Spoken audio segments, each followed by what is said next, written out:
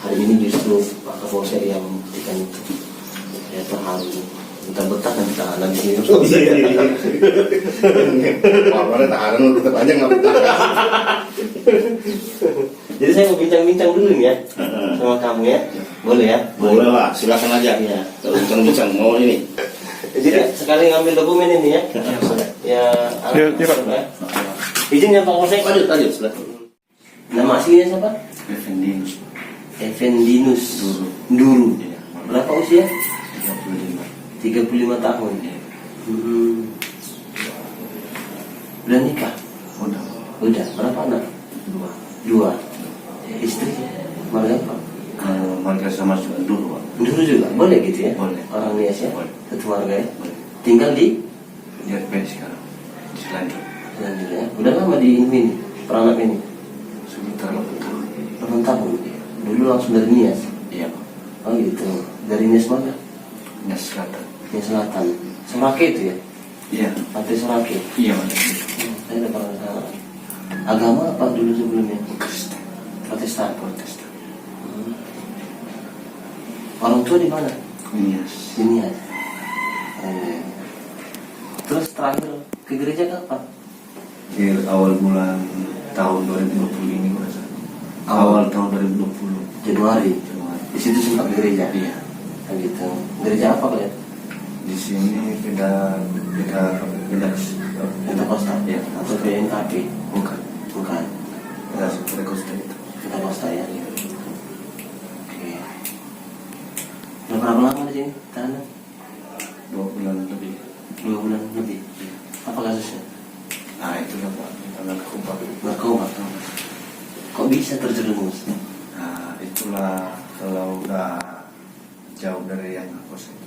Jadi iblis itu berkuasa di dunia. Masya Allah, gitu ya. Kamu sadar itu berarti ya? Sadar Pak. Iblis menguasai kita karena kita jauh dari Allah, jauh dari Tuhan, jauh dari tuntunan agama. Hanya silo dengan dunia, hanya silo dengan uang, pengen instan dapat uang, pengen cepat dapat uang gitu. Padahal sebenarnya disitulah kita diuji. Ya akhirnya seperti itu. Jadi ini bukan hukuman ya, tapi ini peringatan. Dan alhamdulillah kamu dapat hidayah di sini. Alhamdulillah. Jadi selama di sinilah kamu dapat Islam itu ya. Iya Pak. Apa sih yang kamu rasakan? Oh, Bisa jadi kepikiran ingin masuk Islam? awalnya gini Pak. Waktu orang kami di sini kemarin 8 orang ya. Nah, jadi adalah satu orang yang masuk ke aku juga orang Nias. Ya udah masuk sini juga. Jadi asal orang ini ibadah gitu, kan nanti aku orang ini segan membangunnya, karena nanti aku bangun sendiri pindah ke situ. Terus aku tengok terus cara ibadah orang ini kan. Jadi ada aktif itu mana yang bisa nggak aku ikut itu. Jadi aku sekarang itu muslim. Jadi aku tunggu orang itu nanti siap. Sehingga aku berdoa nanti aku sendiri. Terus kemarin niatku ada buku apa kemarin aku apa itu yang dibawa itu keluar tuh Fadilah. Nah, aku baca lagi situ Pak. Aku baca di situ tentang Nabi Isa itu. Semua aku baca di situ dan kuartikan dalam hati ini. Oh beginilah ini itu dalam buku ini gitu aja Pak. Terus aku dulu lagi di situ, tapi tiba-tiba aja aku bilang sama ini kemarin, ajarilah aku sholat itu. Ajarilah aku sholat itu. Sinur ya? Begini dulu bang, ucapkan dulu Al-Fatihah katanya. Apa itu katanya? Oh ini bang katanya, ucapkanlah itu. Kalimat syahadat tuh apa? Kalimat syahadat. Iya Pak. Ucapkanlah itu langsung dibilangnya ini. Masalah katanya masa seperti kalian abang bisa tahu kayak gitu katanya. Aku pun heran, aku dibilangnya kayak gitu. Karena aku memang udah dari hati ini, jiwa ini memang udah aku mau masuk muslim itu. Iya. Makanya kawanku ini heran dia. Ada pamani, aku sampai kelas pamani. Kalau bisa pamani, aku mau masuk Islam lah pamani. Muslim ini daripada aku ini terus tersesatkan. Jadi tolonglah aku. Terus kemarin lah yang kuterima hidayahnya Pak waktu aku sakit berat di sini. Yang demam apa? Pas sakit ini. Sakit Pak. Sakit ya. Pas sampai masuk ke puskesmas. Hmm. Setelah aku istilahnya aku berharap lah Lepas lah ya. lepas Pak. Hmm. Jadi mungkin kalau nggak ada pertolongan Allah waktu itu kita ini nggak bisa timbul Pak. Iya. Tapi karena kekuasaan Allah itu kepada saya ini, Hmm. makanya kita bisa jumpa sekarang ini. Masya Allah. Jadi langsung disitulah aku ambil tekanan Pak. Keputusan langsung ya. Keputusan apapun resikonya sampai keluar dalam mimpiku lagi. Hmm. Mimpi aku di sini, Hmm. aku bertekar sama orang rumahku. Kalau- Dalam mimpi ini Hmm. datang ke sini, dibilang orang rumahku sama aku, kalau kamu udah niat mau masuk Muslim, ceraikan aku. Karena aku udah telepon orang bapak di Nias sama orang tua aku juga. Hmm. Kalau abang masuk Muslim, kita dibuang jadi anak katanya. Hmm. Jadi Itu mimpi tuh ya. mimpi. Hmm. Jadi masuk ke dalam ini, Hmm. aku ambil tekanan lagi. Apapun resikonya, nyawa pun hilang sekalipun, Allah yang maha tahu, Allah yang maha mengetahui, aku tetap masuk ke Islam Muslim. Masya Allah. Apapun resiko. Nah itulah saya masuk Muslim Pak. Jadi di mana sudah saya. Sudah hari kedua ini ya. Semalam berarti ya? Iya Pak. Semalam sama hari ini. Nah, istri belum tahu berarti ini. Udah Pak. Udah tahu. Sampai yang Udah ngapain? sebelum kemarin udah telepon, Hmm. suruh kesini sama kakak saya. Hmm. Suruh kesini dulu ada itu karena aku mau ngomong sejujurnya sama dia. Jadi janganlah dia nanti agak ya Kaget. saya kaget dan saya perbuat ini untuk kejahatan bukan. Ya. Jadi untuk masa depan kami juga nih ini. Itu makanya kami ngomong di situ. Hmm. Jadi apa katanya terakhirnya Pak? Hmm. Dia bilangnya kalau memang benar itu jangan lurus bagi kita Pak. Kalau memang kamu benar-benar bertobat, silakanlah masuk ke Muslim. Masya Allah. Itu karena terharu saya dia. Dia lepas tadi ikhlas tadi ya. Udah ikhlas Pak. Terus sikapnya belum ada mau ikut atau suatu hari Ada Pak. ada. Ada. Nanti- Alhamdulillah ada Iya. sekolah. Memang kuasa Allah itu sangat. Iya luar biasa ya. Dia pun mau ikut ya. Karena dibilang biar aku belajar dulu sama kakak. Karena kakak Muslim juga. Iya. Jadi biar belajar dulu sama kakak. Nanti kalau udah belajar aku bilang sama. Berarti mimpi itu menjawab semuanya lah ya. Itu. Hanya kekhawatiran aja sebenarnya ya. Iya. Alhamdulillah. Jadi kulawan mimpi itu Pak. Iya ya. Karena itu nggak jelas itu mimpi itu. Iya. Kulawan itu Pak. Bukan kalau Ya itu hanya Nah. pembuktian sebenarnya itu. Iya. Itulah sebenarnya batu loncatan kita untuk memperjelas. Jadi mimpi itu mimpi kebaikan. Hanya saja itulah jalan apanya untuk pertamanya itu masuknya kamu dapat hidayah itu.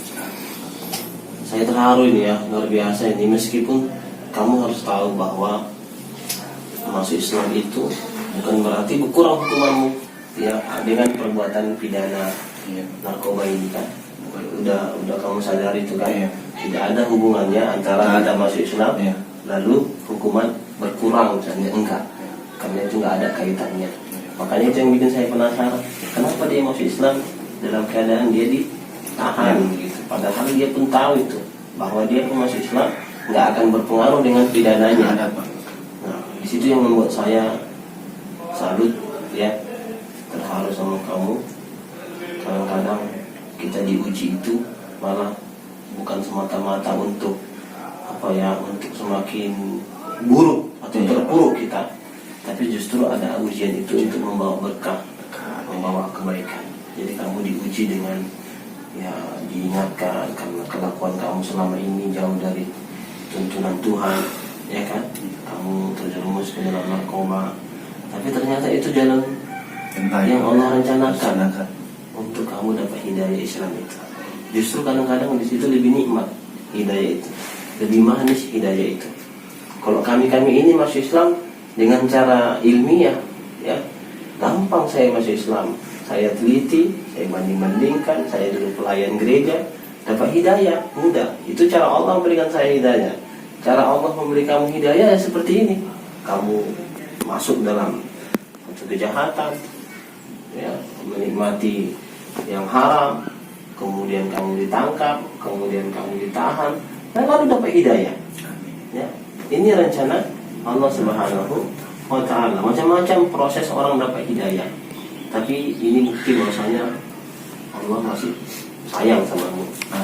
Berarti Allah punya rencana baru untukmu ini, ya, punya rencana baik. Mudah-mudahan kedepannya kamu bisa hijrah total dan istiqomah. Saya mau sampaikan sama kamu, Faruk, masuk Islam itu bukan berarti semua masalah selesai.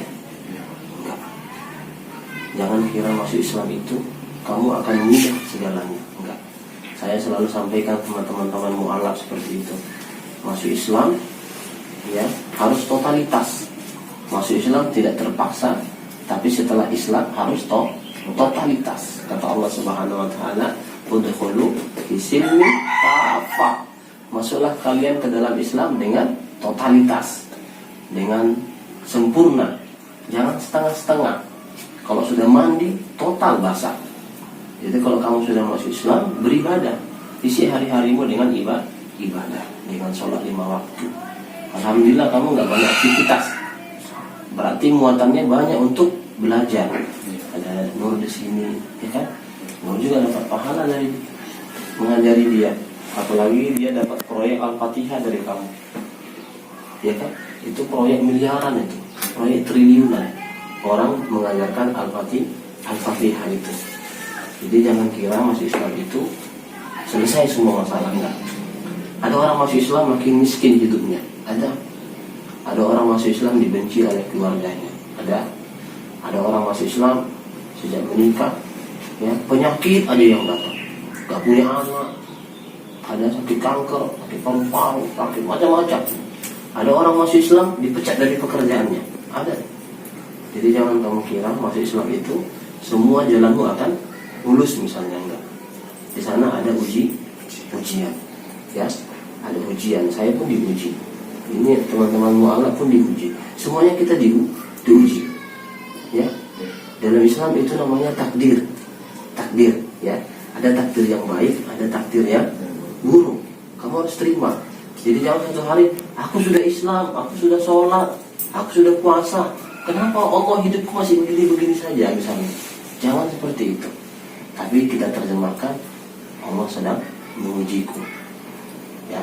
Dan setiap ujian itu Allah lihat kita mampu untuk menanggungnya. La yukallifullahu nafsan illa wus'aha. Allah tidak membebani seseorang dengan satu ujian, ya, kalau saja Allah melihat dia mampu untuk memikulnya. Jadi ini ujian sama kamu. Mudah-mudahan ada rencana Allah yang lebih baik untukmu, ya. Amin. Rabbal alamin. Sudah salat tadi? Sudah, ya. Saya mau dengar kamu mengucapkan kalimat syahadat. Coba dulu. Asyhadu an la ilaha illallah wa asyhadu anna Muhammadan rasulullah. Aku bersaksi bahwasanya tiada Tuhan selain Allah, dan aku bersaksi bahwasanya Nabi Muhammad adalah utusan Allah. Ini kalimat syahadat. Luar biasa kamu sudah mengucapkannya, dan mudah-mudahan Allah terima syahadatmu, Allah terima Islammu, karena kamu sudah menerima Allah sebagai Tuhanmu.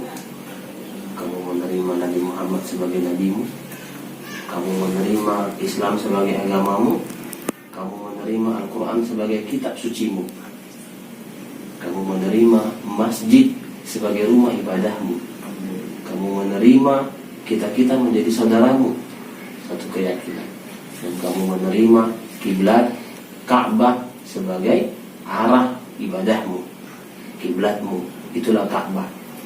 Ya, mudah-mudahan kamu tetap istiqomah, ya, kuat semangat, ya. Saya mau nanti kamu keluar hubungi saya, istrimu masuk Islam, saya bisa hadir. Oke? Ya. Saya agak jauh di Pekanbaru tinggal, tapi nanti kamu bisa simpan nomor saya, atau hari kamu bisa keluar